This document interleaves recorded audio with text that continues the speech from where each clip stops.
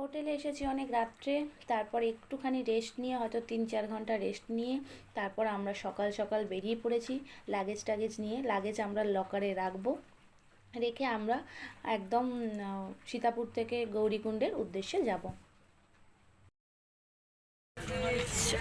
এটা সীতাপুর তো চলো আমরা যে সীতাপুর থেকে আমরা হেঁটে যাচ্ছি, কারণ নো এন্ট্রি দিয়ে দিয়েছে, লাইনে আছি। এরপর আমাদের রেজিস্ট্রেশন করানো ছিল, অনলাইনে ভেরিফিকেশন করানো হবে, তার জন্য লাইন এটা চলছে এখনো।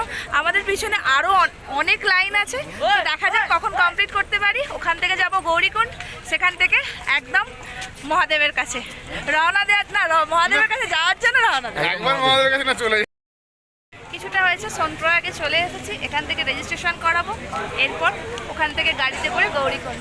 সবাই এখন খুবই খারাপ অবস্থা, রোদের মধ্যে হাঁটা হয়েছে, সেই জন্য চলো আমরা রেজিস্ট্রেশন করিয়ে নিই। আগে রেজিস্ট্রেশন করানো আছে, ভেরিফিকেশন করাবো, আগে ভেরিফিকেশন করিয়ে নিই, তারপর আবার শেয়ার করছি। একবার ভিড়টা দেখো, আমরা চলে এসেছি যেখানে রেজিস্ট্রেশন হচ্ছিল এবং ভেরিফিকেশান হচ্ছিল, দুটোই হচ্ছিল, সেখানে আমরা চলে এসেছি। রেজিস্ট্রেশন আমাদের কমপ্লিট, আবার লাইনে হাঁটছি, যাচ্ছি এখন গৌরীকুণ্ড পর্যন্ত, ওখান থেকে গাড়ি নেব। সবাই আছে এখানে লাইনে, টুম্পাদি আছে আর সবাই পিছনে, বাদ বাকি শুভম, এখানে লালু, এখানে জামাইবাবু, এখানে পৃথা, সায়ন্তনী, আর এই মোটা দা, আর এটা তাপস দা, এটা সন্দীপ দা। হ্যালো, আমাদের এই 13 জনের একটা গ্রুপ। চলো তারপর ওখানে গিয়ে যখন যাত্রা শুরু করব সেখান থেকে শেয়ার করছি। ভেরিফিকেশন হয়ে যাওয়ার পর আমরা আবার লাইনে দাঁড়িয়েছিলাম, প্রায় ওখানে 1-1.5 কিলোমিটার, ওখানেও লাইন পড়েছিল। এখানে একটা নতুন ফল দেখতে পেয়েছিলাম, নাম জানি না কী ফল, তো কিনে খেয়েছিলাম, টেস্টটা খুব সুন্দর।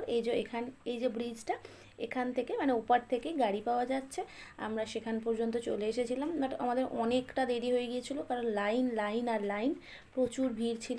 সেই কারণে এখানে একটা নদী যাচ্ছিল, তো কি নদী আমি নামটা এই মুহূর্তে মনে নেই, তো সেখানটায় একটুখানি ভিডিও করছিলাম। তারপরে আর কি গাড়িতে উঠে পড়েছিলাম।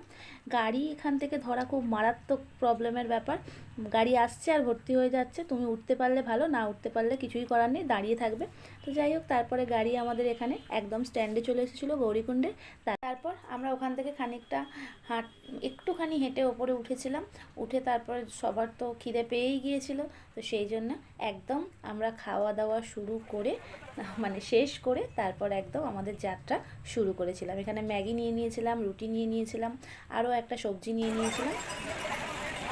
আপাতত হাঁটতে হাঁটতে আমরা এসে পৌঁছেছি ভৈরব মন্দির।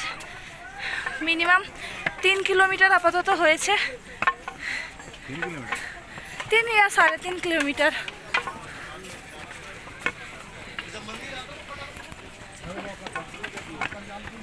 এটা ভৈরব মন্দির।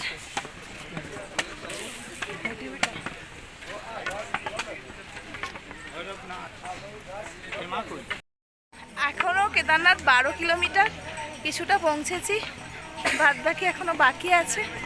তো চলো, একটু কষ্ট হচ্ছে, যেতে তো হবেই।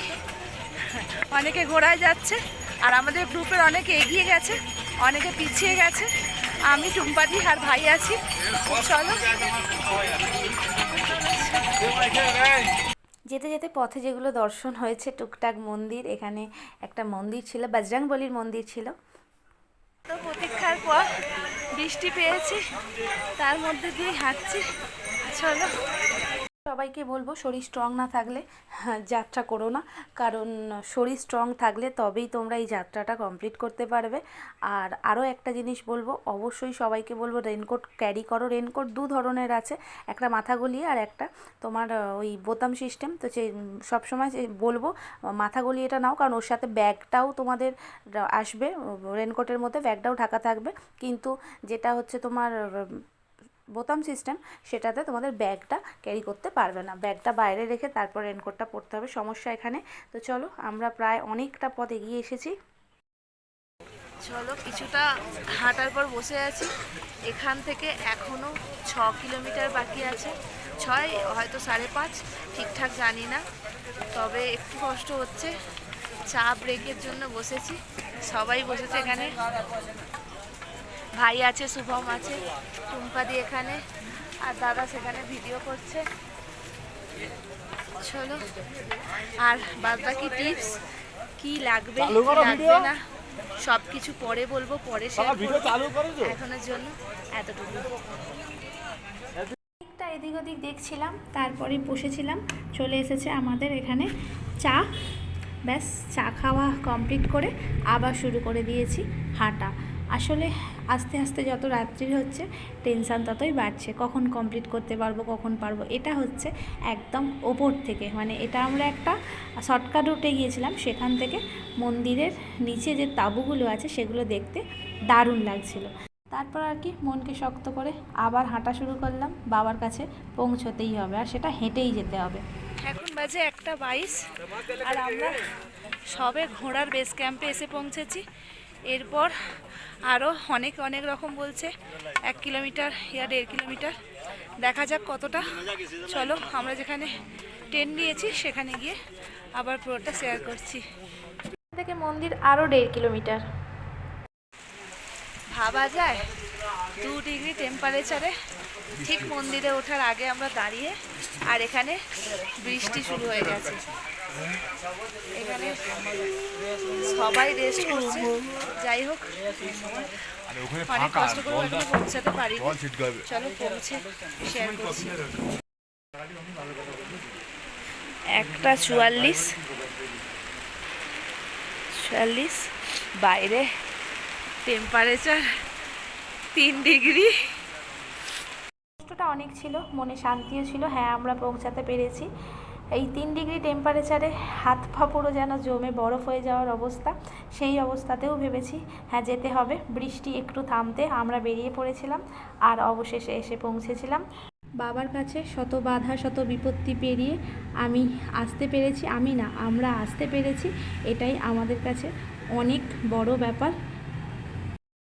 বহু প্রতীক্ষার অবসান, আমি আমার ড্রিম প্লেস বাবার কাছে চলে এসেছি।